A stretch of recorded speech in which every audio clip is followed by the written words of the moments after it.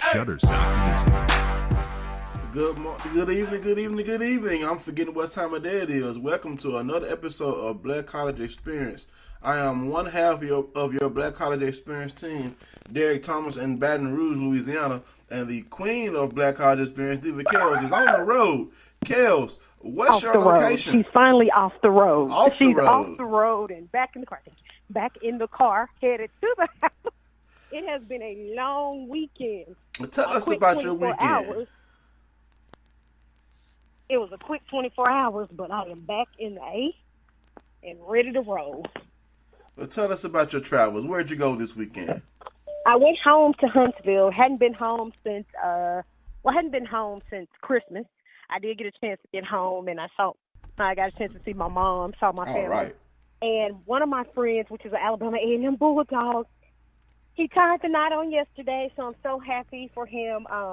The funny thing about it is that we have been friends over 10 years. We've been friends like we were high school. So, yeah, it's probably been about 20 years. We've been friends for a long time. And, church, high school, we were in band together. I think him and my sister graduated college around the same time. So, yeah, it's been a long time. But nevertheless, so proud of him, so happy for him. And, yeah, now they're married. I mean, that's awesome. Did you get a chance to attend the wedding? Yes, of course. Yeah, okay. That's what we went home for. Oh, okay. We went home for the wedding. So, it was nice and fast and to the point. It started at 3. It was over by maybe like 3:30, 3:35. It was quick, fast, and to the point. And then, it was just a nice event. Got to see all my old high school friends, everybody from high school. So, again, congratulations again to my boy, Jonathan Krim. It was just a great event. I mean, and that's awesome. And I'm sure Mama Kelly was glad to see her baby. She was. She was. She was excited for us to be home, even if it was just, a quick turnaround trip. My sister will be headed back that way this weekend, because she had some stuff to do, and then she'll head back to Tennessee to take my nephew back. But nevertheless, it was just great to be home again, to see friends and family and, fellowship. It was good. Yes, indeed. Always good to see friends and family. Always good to, go home, which means I need to get home myself to Jackson, Mississippi. I haven't been home in a while also. So, I'm going to have to make that trip to visit my mom and my big sister. So, now you're making me want to go home. But absolutely. How far is that from where you are? About 3 hours. But okay, so we're about the same. Yeah, I think mine is about 3.5. So yeah, we're about the same. Yep. So we about ready to jump this thing off with some tournament action. All right. Last week we ready to hop into it. Huh? I said we about ready to hop into it. Let's get to it. I'm trying to tell you. I mean, it was last week. Started the March Madness craze for our HBCU schools, and it was just we had to crown the CIAA champs and the SWAC champs last week. Well, this week it was time for the SWAC and the MEAC to get their champions crowned, and we're gonna go ahead and start off with a recap of the tournament. Of course, the first round was held at the home schools of the top 4 teams. And that was, of course, Prairie View, Texas, where Prairie View defeated Alcorn. Texas Southern defeated Alabama State. Southern defeated Jackson State. And Arkansas Pine Bluff defeated my alma mater, Mississippi State University Delta Devils. Then this SWAC tournament shifts to Houston, Texas. And the matchups were Texas Southern versus Prairie View, Arkansas Pine Bluff versus Southern. All right. Texas Southern handled business, defeating Prairie View 88-74, and Arkansas Pine Bluff ousted your Jags 71-65. Then came down to the nitty-gritty, Texas Southern versus Arkansas Pine Bluff. But before we talk about this game, Kels, Mike Davis is a genius. You want to know why he's a genius? Why is that? Texas Southern was struggling at one point this season because they were without their star player, Every team needs their star player. Jefferson was suspended for violation of team rules earlier this year, and Texas Southern began to struggle. They were not the same team without Jefferson. The young man brings scoring ability, defense, and just helps lead his team to victory. Mike Davis, before the SWAC tournament started, reinstated Jefferson, and Texas Southern looked like the team that they were predicted to be all season long. He's a genius. He's a genius because he knew he needed this young man to win. You know what I'm saying? There's always something, said to say players, if player doesn't behave or doesn't follow rules, you suspend them, which Jefferson was suspended, and you give them a chance to redeem themselves. Boy, did he redeem himself as far as following the rules and redeem himself as being leader of his team, because he led his team to the SWAC tournament championship, and it was just awesome. He played all 40 minutes in this victory. It was a 84-69 defeat of Arkansas Pine Bluff. I mean, just straight destroying the Golden Lions. I'm talking about Texas Southern didn't play any business. Jefferson, while he did not, have a true dominant game, he had an all-around game. He had 15 points, 7 assists, and I'm trying to see where his rebounds. I don't see his rebounds. But this was a true team effort win. Texas Southern had 4 players in double figures. Led by Trayvon Reed with 17 points. Of course, Jefferson with his 13, Derek Bruce with 13, and Dedontae Clark with 14. Off the bench, you had Robert Lewis with 9. So, this was a total team victory. Jefferson was perfect from the free throw line, and that's where he got the majority of his points from, because he was on a 2 of 8 from the field. He was 11 for 11 from the line. So congratulations to Jefferson on redeeming himself and redeeming his Texas Southern Tigers, and leading them to victory. In a losing effort, Arkansas Pine Bluff was led by Harper Trevon with 21 points, Martavius McKnight with 17 points, Christian Robinson with 11 in a losing effort. So congratulations to Arkansas Pine Bluff on a successful season. I mean, they were number 1 in the SWAC standings for a better part of the season, and then it started to get ugly. Your Jaguars and the Grambling State Tigers, started to climb up the ranks, and of course we all know Grambling State Tigers were the regular season SWAC champions. So congratulations to Texas Southern, but I'm gonna play devil's advocate here. Had Grambling not been ineligible for the SWAC tournament, I've been clowning with Grambling all week, telling them thank you for, allowing my Delta Devils a chance to, come in and play spoiler in the SWAC tournament. And of course, we failed at that. But it's just something that, to be said, that had Grambling been in this tournament, would Texas Southern have been able to, win? So what do you think about that? What do you think about that? Absolutely. Have to talk about it. Mike Davis ain't where he is because of some fluke or some what happened or maybe if. If you're that right there is not luck. That's just pure skill. And we can see this every year. Like, I actually looked at every year. I went back and looked at, like, the memories when they come up. You can see year after year after year after year that he puts together teams. And even if you go back and look at his stats and look at his appearances in tournaments, it doesn't – whether he was at Tennessee State or, at Texas Southern or other schools, he has a track record.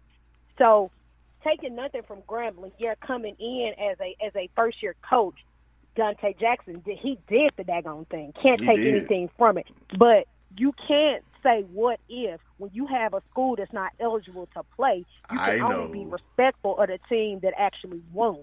I know, but that's you can only give props.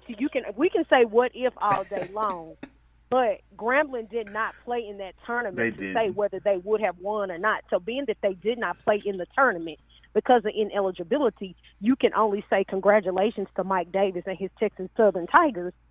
We don't know what Grambling would have done. Yeah, but you know, Grambling sometimes sports is about what ifs. But they didn't play. You're right. So all we can say is they won. Yeah. Now, however, over with the girls, but I think it would have made for a great match. I think that would have been a great match. If Grambling, I don't know who Grambling would have played, or if Grambling was playing Texas Southern. I think that would have been a great match. But I actually thought that Pine Bluff had a chance. I thought they were going to, and it just kind of, it kind of wavered off. But they had a really great season as well. But, I guess we'll see. One of those things that people don't understand is that with NCAA, it's not as people think it could be 1 year. It just depends on how they actually map it out. And when they find ineligible things, it could take a couple of years. So let's see. Hopefully, Grambling can return back to the tournament next year, so we can have some competitiveness. Because it would have been a really good to see. If they did actually play. Right. If they had played against Texas Southern or Pine Bluff or whoever they played against, it would have been a good matchup. Right. That would have been a good game. And we have my line brother, who's been joining us faithfully for the past couple of weeks, Patrick Perry. What's going on, PP? Not much.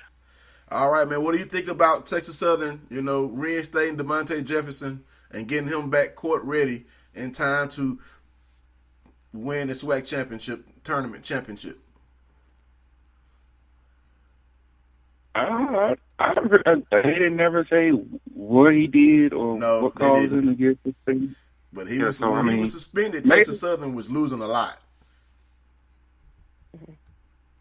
Yeah, so I guess they saw that they couldn't win without him or whatever, and he is a difference maker. He was. He was. When he got back in, Texas Southern looked like the team that they were predicted to be.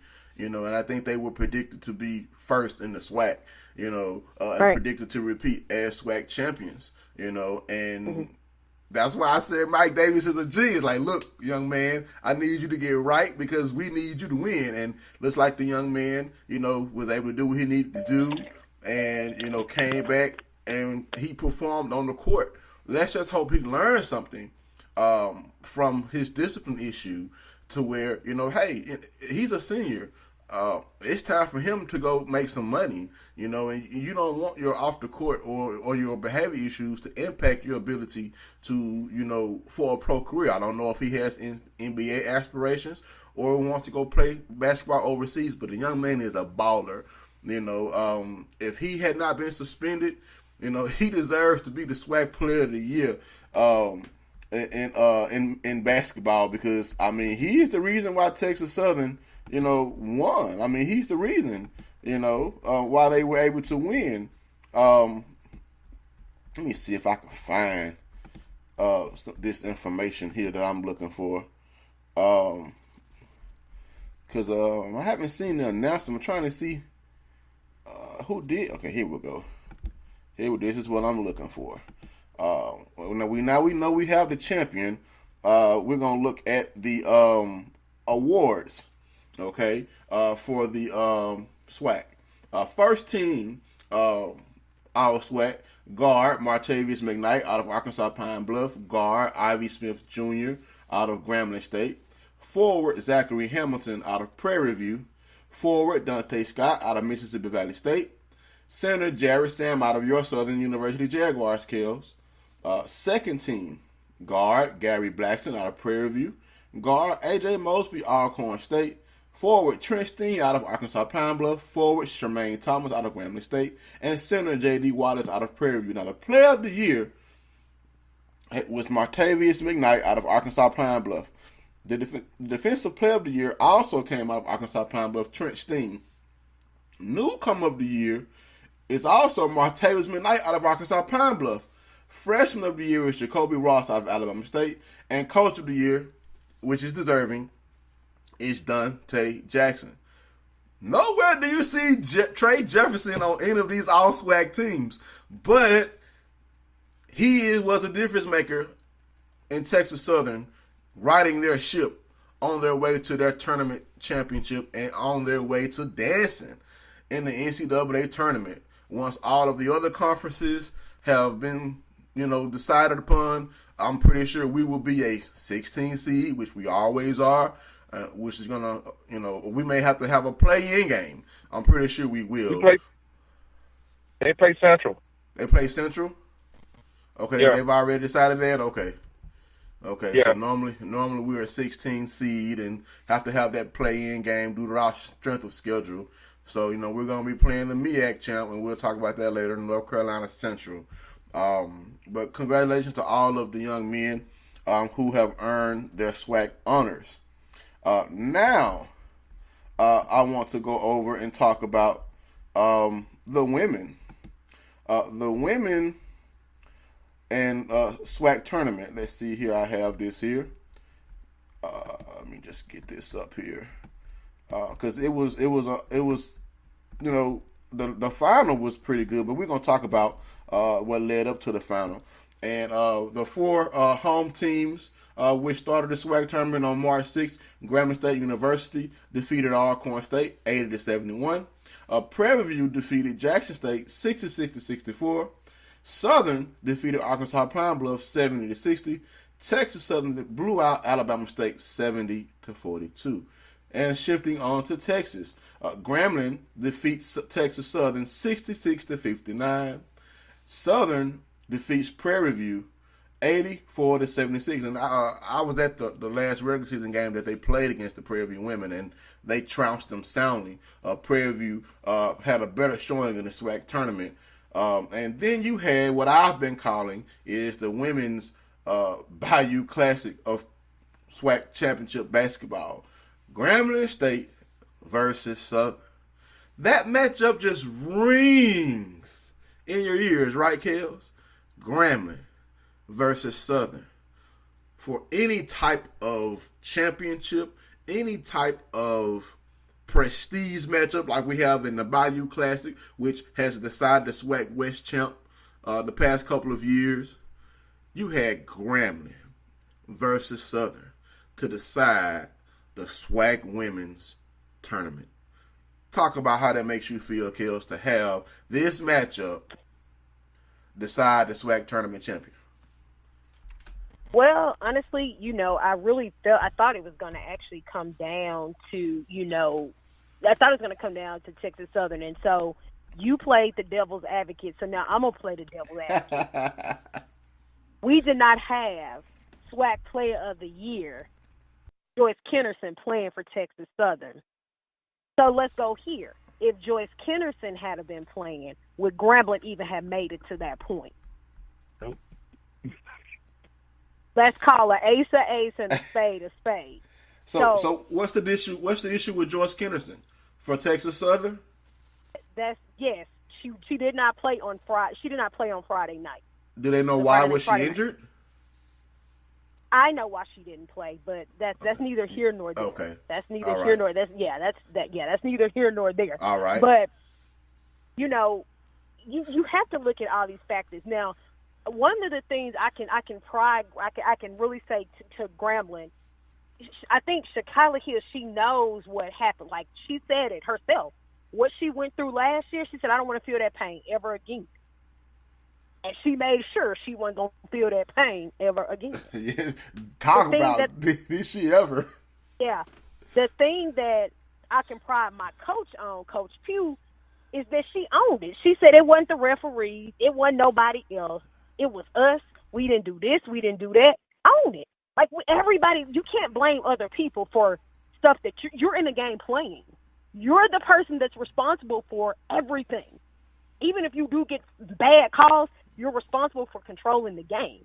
And to lose like that at the end, you get the championship, it's like, whoop, taken away from you. But they're still going on to the WNIT, so we're still not done. Proud of them nonetheless. Wanted them to win the championship, but they're still not done. So, yeah, it was a pill I had to swallow. But at the same time, Shakila Hill has had a really great season. Triple doubles, it just seemed like all the time. She had a really great season. So I think if anybody did deserve it, if it wasn't her, I say her and that team, I would have definitely said Joyce Kennerson and Texas Southern. Definitely so. I agree with you. And the results of the women's basketball Bayou Classic, of course, Grambling defeating Southern 72-68. Stats from that game: Shakala Hill scored 27 points and had 5 assists and 3 steals. She had 10 rebounds, double-double for Miss Quadruple-double. She was also paced in long double figures by Monisha Neal with 11 points and Jasmine Boyd with also 11 points. The Lady Jacks were led by, of course, none other than Brianna Green. That's her heart and soul right there. Senior leader, bounced back from injuries last year. I mean, that young lady is a warrior. I cannot wait to see where she goes after she graduates from college. If she's going to get a chance to play in the WNBA, if she's going to go overseas. When I say this young lady attacks, when Prairie View was down by almost 40 points, she was still attacking the basket like a mad woman. I'm talking about she didn't care that they were up by 35 points. She finished with 29 points, 9 assists, and 5 total rebounds. She was joined in double figures by Samantha Duncan with 12 and Courtney Parsons with 10 to pace the Lady Jaguars in defeat in the Women's Basketball Bayou Classic. I just like the fact that it was Grambling versus Southern for this. I mean, like I said, when you hear Grambling versus Southern, it just marquee matchup. And it doesn't matter in anything. I mean, it's a rivalry. So I think this was a good matchup for the tournament championship. And, like you said, your Lady Jags aren't done. They're going to the WNIT. I'm trying to see who they're playing. They're playing, well, they have, I don't see the field yet. They don't have the bracket up. I just see they were automatic qualified by winning the SWAC Region Championship.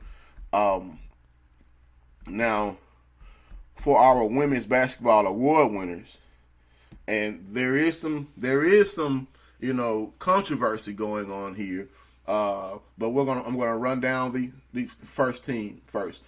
You had guard Joyce Kennerson, the aforementioned, from Texas Southern. You had guard Shakala Hill out of Grambling. You had forward Brianna Green out of Southern, forward Monisha Neal out of Grambling State, and center Tatiana Calhoun out of Alabama State. Second team, you have guard Shia Dobbins out of Prairie View. You have guard Alexis Freeman out of Alcorn State. And you have forward Faith Ohanta out of Arkansas Pine Bluff. And forward Miracle Rushing out of Alcorn State. And center Shantae Harris out of Arkansas Pine Bluff. The player of the year, much debated, Joyce Kennerson out of Texas Southern. Defensive player of the year, Brianna Green out of Southern. Newcomer of the year, Shia Dobbins out of Prairie View. Freshman of the year, Jaira Cobb out of Prairie View. And coach of the year, Coach Sandy Pugh out of Southern University. And we're going to take a quick commercial break. And when we come back, we're going to talk about that SWAC Women's Player of the Year. There was some chatter behind that, between the two stars of the SWAC women. I want to have a discussion about that. Just see what you two think about that. But we'll be right back in 31 seconds. I already knew that I was going to go to college, from a young age. I definitely want to major in political science. After that, I'm going to get my law degree. Then I'm going to come back to Detroit, boost the economy, become the mayor or something, try to make the situation better for other people. I feel like I owe it to the city. I'm determined. It's gonna happen. My name is Justin, and I am your dividend. All right, we're back with more Black College Experience. All right, Joyce Kennerson was named the SWAC Player of the Year in women's basketball. But there were many people who thought that should have been named to Shakala Hill out of Grambling. She dominated the media. I mean, she had the quadruple-double. She led her team to a SWAC tournament championship. I mean, she did it all. So, we understand only one can be named, but this just created a little controversy. Of course, we all know Grambling alums feel that they should win everything, but if I had a vote, I would have voted for Chicago Hill. They weren't separated by many points as far as points per game. They had similar stats. What do you guys think about this? Do you think what do you think about them naming Kennerson over Hill for the SWAC Women's Player of the Year? Kels? Well, you said something that I was going to say. Grambling thinks that Grambling's supposed to win everything, and that's just not how it happened. I just can't. Like, if you look at the stats, how similar are the stats and who has the better stats? And another thing is, when we start picking these players of the year, if we wait to after championship things, then maybe we could pick a player and be like, okay, this is who actually won. And that's in any sport, in anything. That way you can really determine. That's even in professional sports. But if you have similar stats, even if someone makes the media more, does not mean that they're better. If she has better stats, I understand. If Shakila had better stats, then it will be a reason to argue. But, I guess in this case, it is what it is.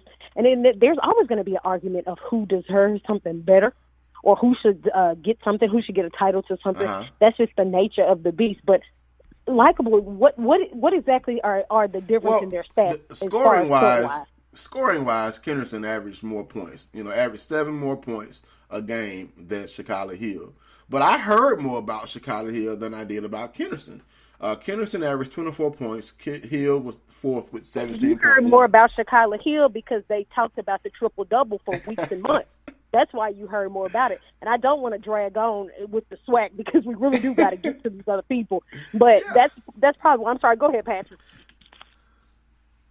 They gave him to the right person. I mean, Kennerson at one time was leading the whole NCAA in scoring. And she did that consistently for a whole year. Yeah, Chicago had the quadruple double, but then they got blowed out the next game. So you got to be. It's a consistency thing. So I think they gave it to the right person. All right. Well, that's all we have for the SWAC. Congratulations to the SWAC tournament champions, Texas Southern Tigers and the Grambling State Tigers. On the women's side, and go Texas Southern on the men's, and congratulations to the Southern Lady Jaguars who will continue their season in the WNIT. Now, on over to the MEAC, and the MEAC men. All right, we're gonna run down these games. Starting off in the MEAC tournament. All right, you had Delaware State losing to North Carolina A&T 62-61. You had Norfolk State defeating Maryland Eastern Shore. FAMU defeated Howard 88-78. Then you had North Carolina Central defeating Coppin State 60-48. Darn it. Sorry about that, y'all. My screen just kind of went crazy. Now that's the women. Computers, I swear. Give me just a second. All right. I just said. Oh boy. No. All right. The screen doesn't want to act right, but let's go ahead and congratulate North Carolina Central on their SWAC. on their MEAC championship. Just an awesome season for North Carolina Central. I mean, they weren't the favorite to win, but they did what they had to do. It's just amazing to see a team, bounce back, and just be able to win the tournament championship. Let's see here. I don't think, did any of us predict them to win? I don't think any of us predicted them to win. I predicted Hampton to win. Hampton was the favorite across the board for both men and women, and of course they rallied back. The funny thing is that with the women, I said it all week. I was like, it's going to be a good game between North Carolina A&T and Hampton, because Hampton's women really play. They'll knock off. And Kels? Kels, you're breaking up. Kels? I'm sorry, what did you say? You were breaking up. I said it's just one of those things where I don't. They you know, Hampton was predicted. Kels, your signal's going in and out.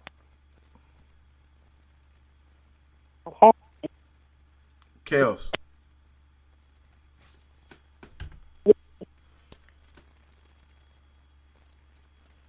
People, you still there? Yeah. Okay, we're losing Kels, y'all. Give us a minute. We try to let Kels know that her signal is going in and out. Technical difficulties, y'all. Bear with us. Bear with us.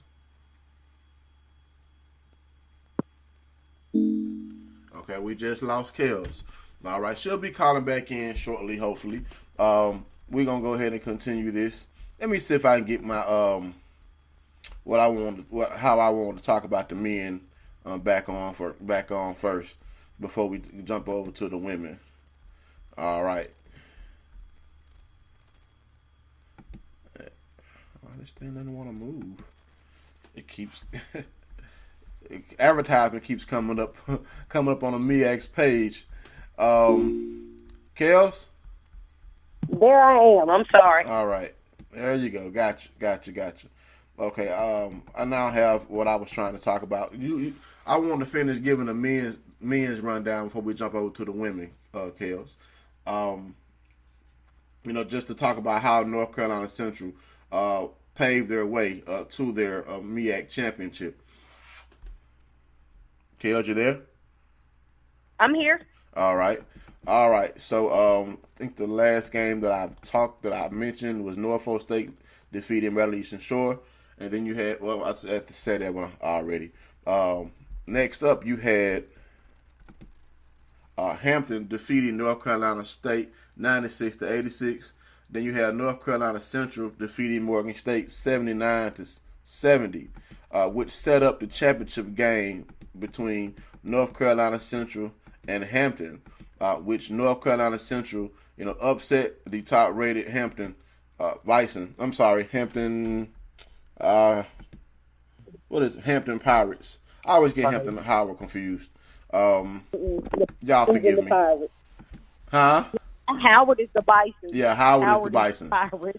Yeah, Howard. I always get them confused, man. I always get Hampton and Howard confused. We used to like Tigers and Bears and Jaguars. They got And other Delta animals. Devils.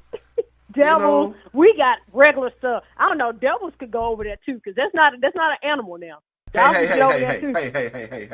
Y'all can get over there. We ain't going. Hey. You know what? All y'all cats. Let me just give y'all let y'all land on your feet. I know it. But leading North Carolina Central to their MEAC championship was Pablo Rivas. Scored 22 points. He also had 5 rebounds and 1 assist. He was joined in double figures by Jordan Perkins with 13 points, Reginald Garden Jr. with 11, and John Guerrera with 12. In a losing effort, Hampton was led by Malik Trent Street with 15 points, joined in double figures by Kaylin Fisher and Akeem Mitchell with 11. So congratulations to North Carolina Central, and of course PP let us know that Texas Southern and NCCU will meet. I guess you could say this is the de facto HBCU Black College National Basketball Championship game. What y'all think about that? Say that again? This is like a de facto Black College National Championship game. I mean, you have the SWAC champ versus the MEAC champ in a play-in game in the NCAA tournament. I mean, what we're starting to see is that the conferences are starting to go over in all sports, and that's a great thing, because you can see softball we're playing, basketball we're playing, football we're playing. I think it's a great thing when we start crossing conferences like that, and as bad as it might sound, at least it's one HBCU against another HBCU to advance to the next school. I like that thing. I like that factor. So that way, it's like, okay, well, I'm playing somebody I'm comfortable with or somebody I think I can actually compete with first before I actually step to the next level. So I think it's a good idea, in my opinion. Well, I mean, you could also say they're like, well, let's let the HBCUs play against each other. Why let them play against somebody else? Well, what if both HBCU teams win, and then we have two HBCUs in the field of 64? So, Well, I mean, you did have HBCUs in the 64. You had Morehouse that was in there. You had Claflin that was in there. You got like 7 or 8 that was in there. well, that was Division 2. I'm talking about Division 1. You know, so I like your point of view because that's why I was calling it, you know, a de facto Black College National Championship. Because that's the first thing I said was they play each other first before they move on to the next person to compete. You know, so I mean, I'm trying to think. Does that ever happen before? In the history of these play-in games, I don't think we've ever had two HBCUs play each other, right? I never really heard of that either until like now. Yeah. Go ahead. They actually did it the first couple of years, but then there was a complaint because they always said that the HBCUs were always playing with each other. So for like the past, I said, what is it? Since 2001, I believe. They've avoided them playing each other. So now they don't snuck it back in on them. I'm gonna go research that. Yeah, we're gonna look. I was gonna say somebody on the research. I was like, okay. Because thank you for that. Because I never heard of it. Because if you have that, I mean, it could serve as a de facto Black College National Championship game for basketball. Yeah, I agree. You know, I agree. It's been some good basketball too. But like you say, this season has been some good basketball. Yeah, but like you said, like I kind of counter, you know, the playing devil's advocate. Mm-hmm. What if in a separate play-in games you had Texas Southern beat their squad, you had NCCU beat their opponent, then in the real field of 64, you have two HBCU squads like it, like it should be, but. Then they're not going to invite y'all no more. That's it. They're not going to invite y'all. We're not going to be invited to the party no more. You're not going to be invited no more. They're going to change the rules on you. That's what they're going to do. They're going to change the rules again. You're not going to be invited to come back. That's all it is.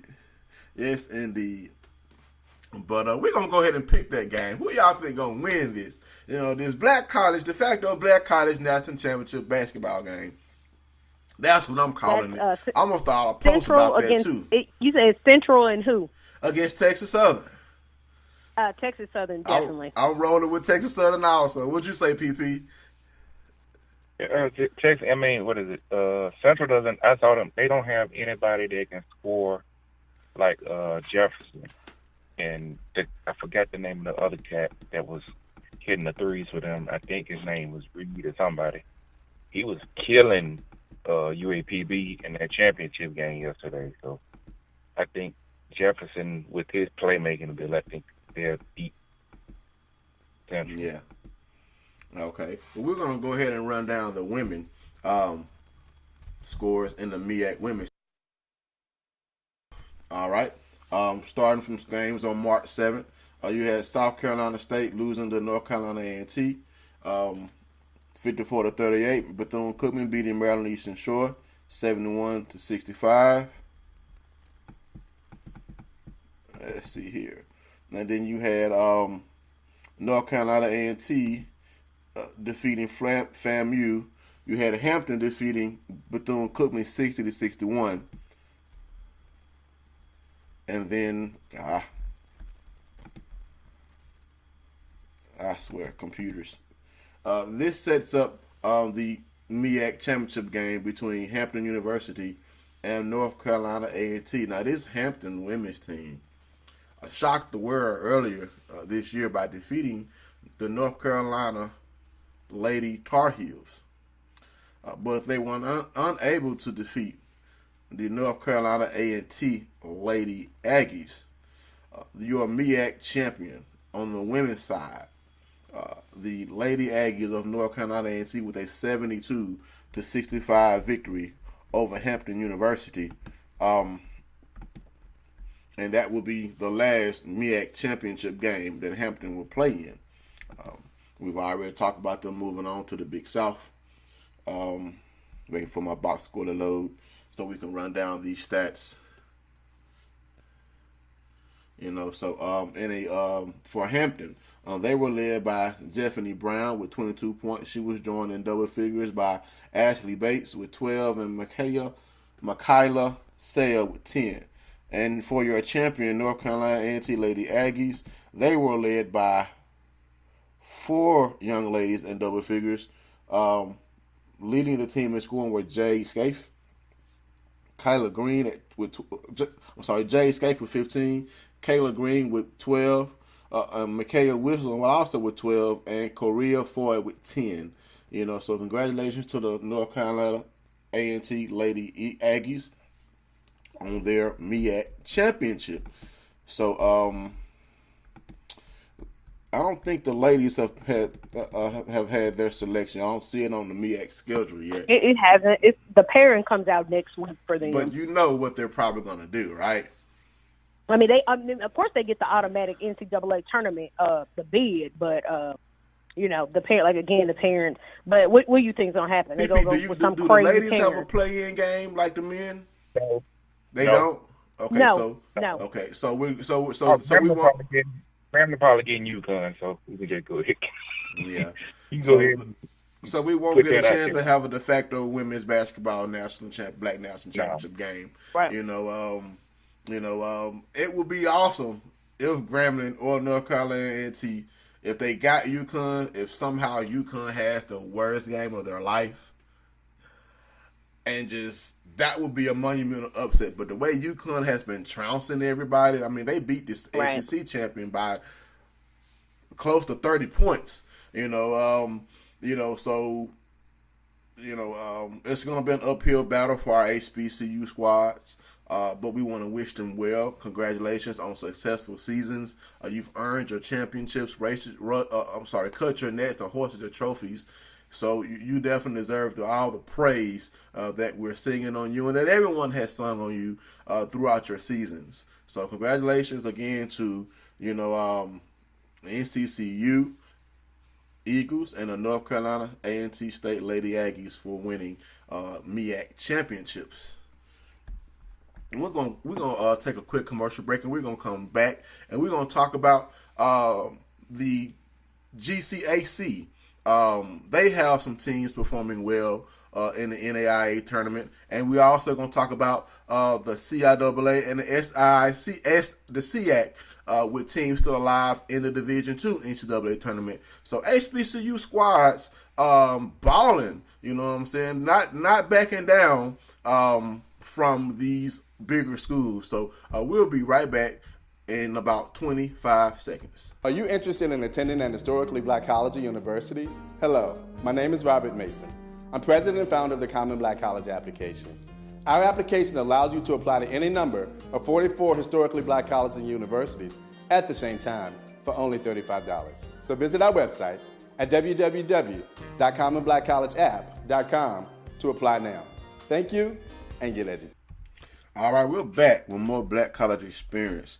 And before we jump over to the GCAC, we're going to talk about the remaining squads of the SIAC and the CIAA that are still alive in their tournaments.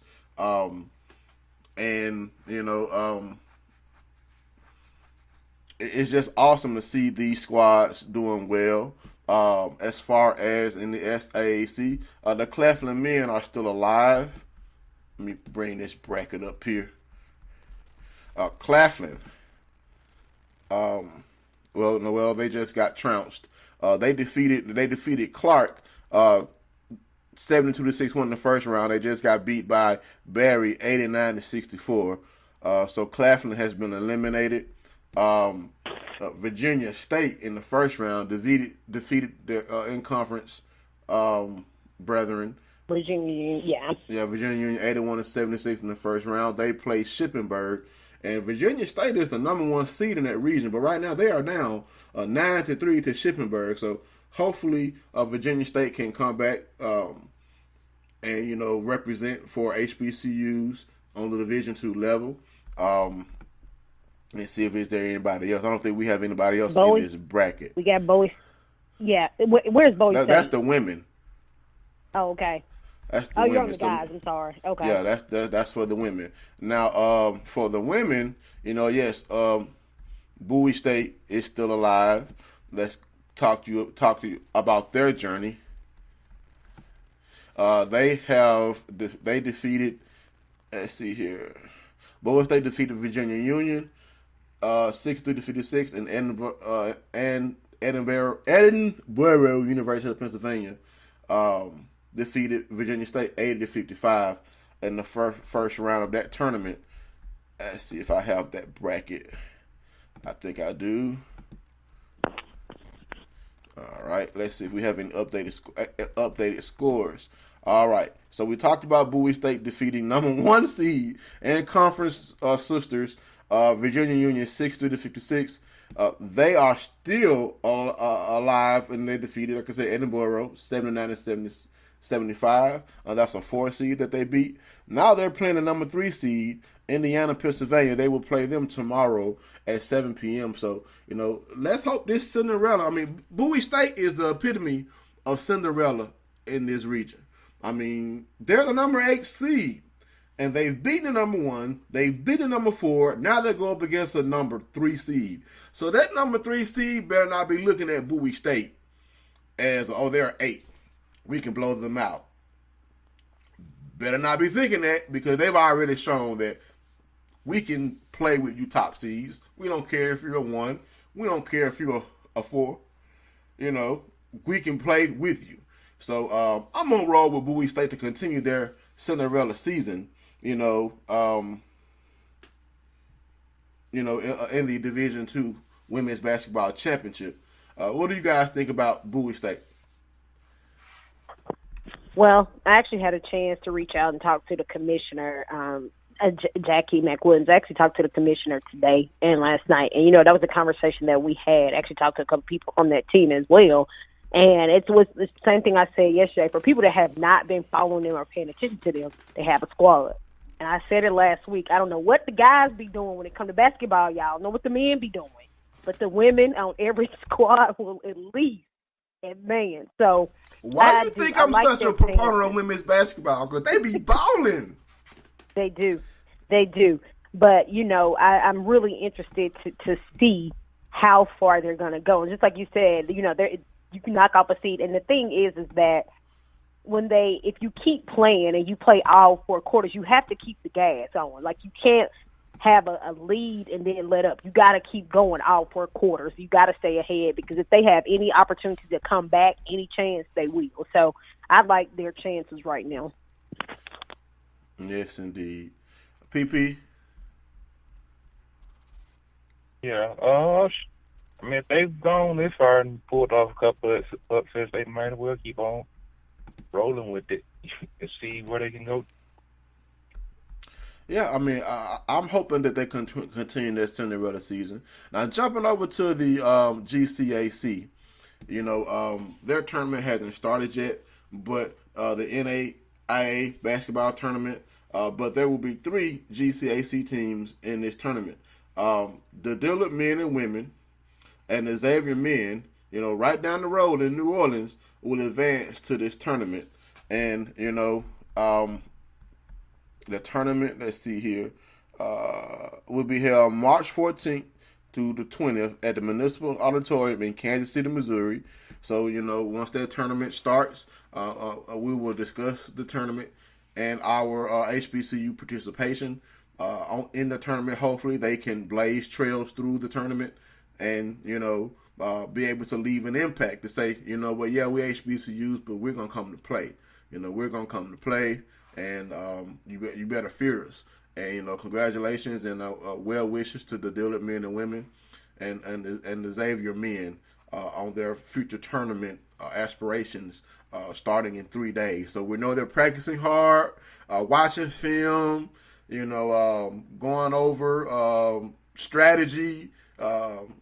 I just wish these young men and women well as they go out and represent for HBCUs in this tournament. Kels? And I've been going through kind of watching the stuff and with Dylan. I mean, Going in and out again, Kales. that with their third championship. So, going yeah, into this, three-peat. they look good. I'm sorry. Yeah, a three-peat. Yeah, they're the 3-time GCSE champs. Yep. So they, this with them doing that, all you can do is practice, and hope for the best. So, again, like you said, for their future, we'll see in a couple of days where it is, and we'll see how strong it is. And I always tell people now, UConn, this is a disclaimer, UConn don't get this. It's all basketball.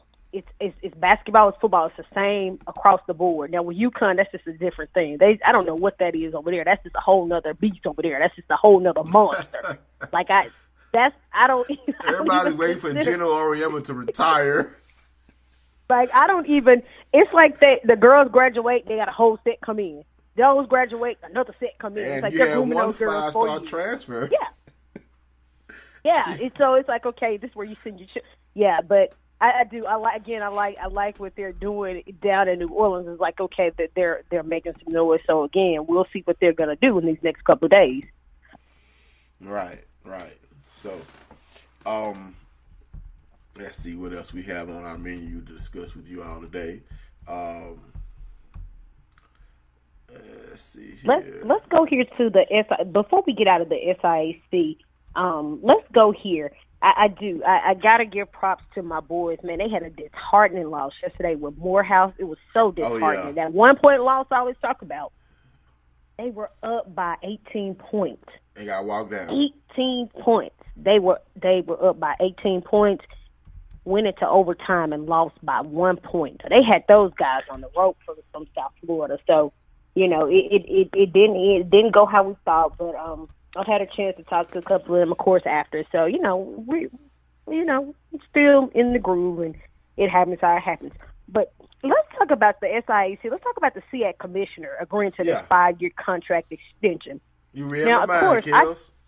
I got this information the day before it went. Of course, they sent it to us, and Derek, you should be on that same email where you get the information before other people. But the extension, it's some stuff on this thing that I didn't even know occurred. Like, it's some stuff that he done that I didn't even know that the commissioner had done for the CA. All right. But go ahead. Well, like you said, SEAC Commissioner Greg Moore has, adding a half decade to what has already been the best executive runs in the history of black college sports. And like you said, he will receive a 5-year extension. That's awesome to have that type of longevity as being a commissioner of an HBCU conference. He has transformed the SEAC. Almost every year the SEAC, you see schools rebranding themselves to be, more visual. You know what I'm saying? To remarket themselves. And that's when we first started covering the SIAC. When I joined you, and a couple of schools started rebranding, I was like, wow, why is everybody rebranding? Now I know why. Right. Commissioner Moore has negotiated a 5-year league-wide Nike head-to-toe partnership. We all know Nike likes to rebrand and re-image sports teams. So, that was part of that. They have a multi-year partnership with ESPN, new or extended partnership with the Coca-Cola Company, the Home Depot, Toyota, Alabama Power, and the Georgia Pacific Foundation. The first NCAA conference to consummate league-wide all-school sidearm sports partnership. Sidearm Sports, of course, is a website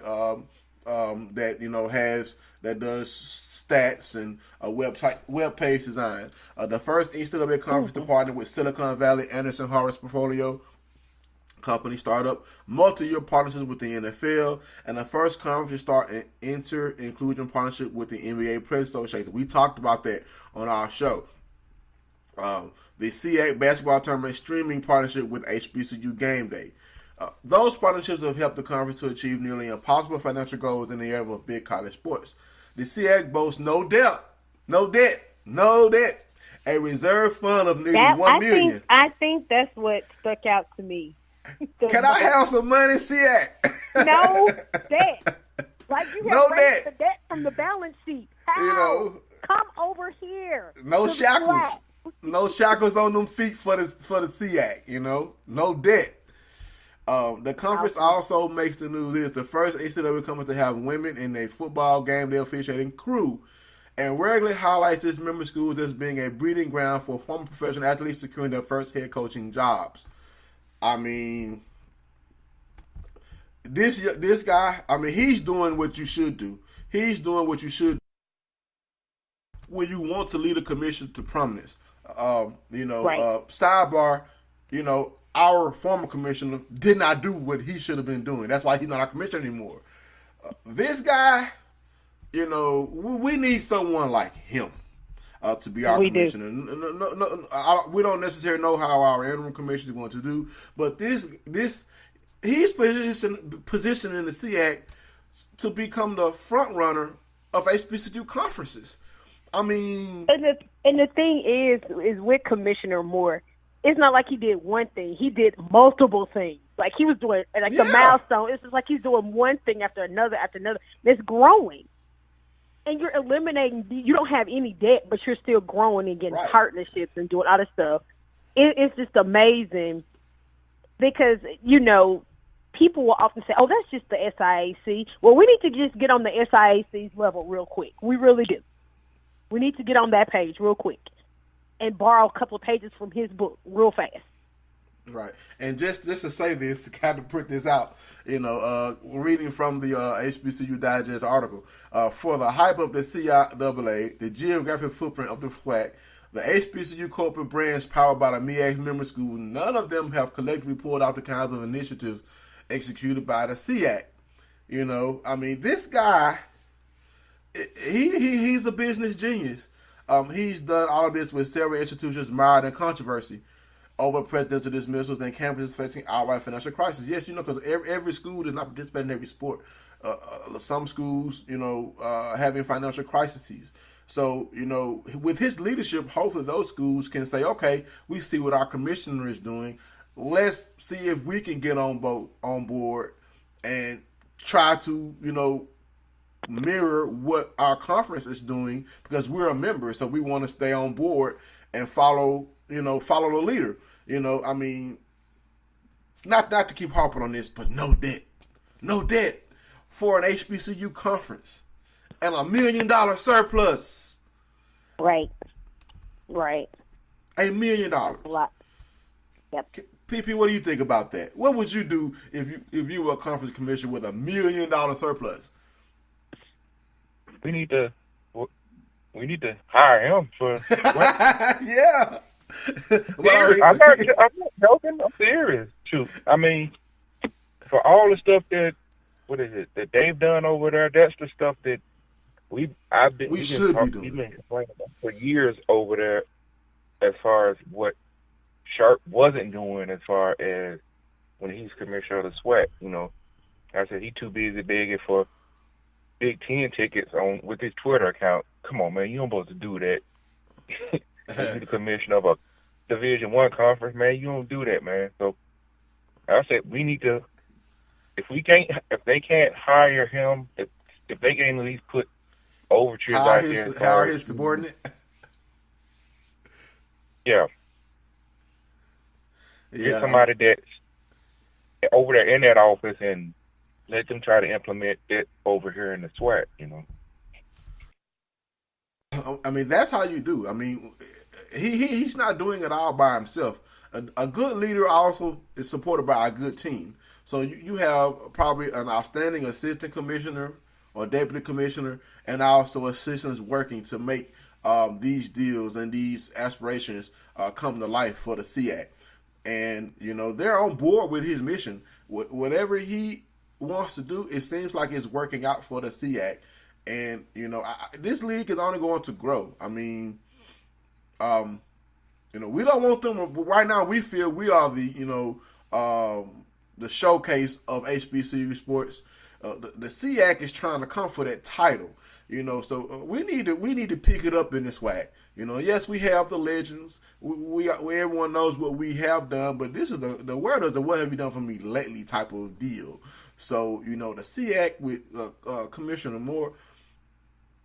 I mean, we need to step it up in the SWAC. The MEAC, with their corporate sponsorships, and then with the CIAA does. I mean, we need to show that we're still viable, that we can bounce back from our struggles that we've had, and we can do. We have the staying power to do so. You have legendary institutions like Southern, like Grambling, like Jackson State, like Valley. Even though we don't win a whole lot, we have legends.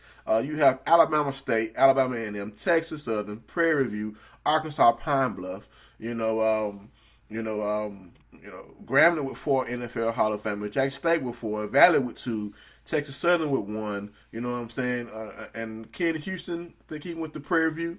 So, we have our legendary footprint, but we need to grow our current footprint and take our place where we should be. Kels, you have anything else? We about out of time. Well, the last thing I was going to say is that, I have reached out to a couple of people that are, I know you talked about somebody coming on. We're talking about scheduling some people. So just be on the lookout. We got some baseball, some tennis, some basketball, some softball. We got quite a few people that we'll be looking for in a couple of conferences in the next couple of weeks. Right. And PP, you got any parting shots? I'm just happy we beat Tennessee State in softball. All right. Well, my partnership, congratulations to Grambling grad Kayla Board on her cultural threads to promote love for melanin. So congratulations, young lady. Can't wait to see where you go with that. Make sure you tune in next week for another episode of Black College Experience. I am Derek Thomas in Baton Rouge, Louisiana. Keisha Kels on the road, and PP in the Delta. We are out of here.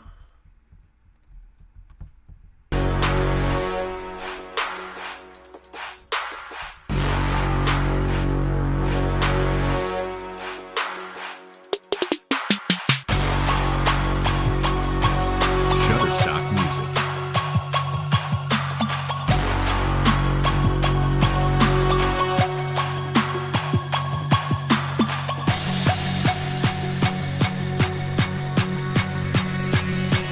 Shutterstock Music. 1, 2, 3.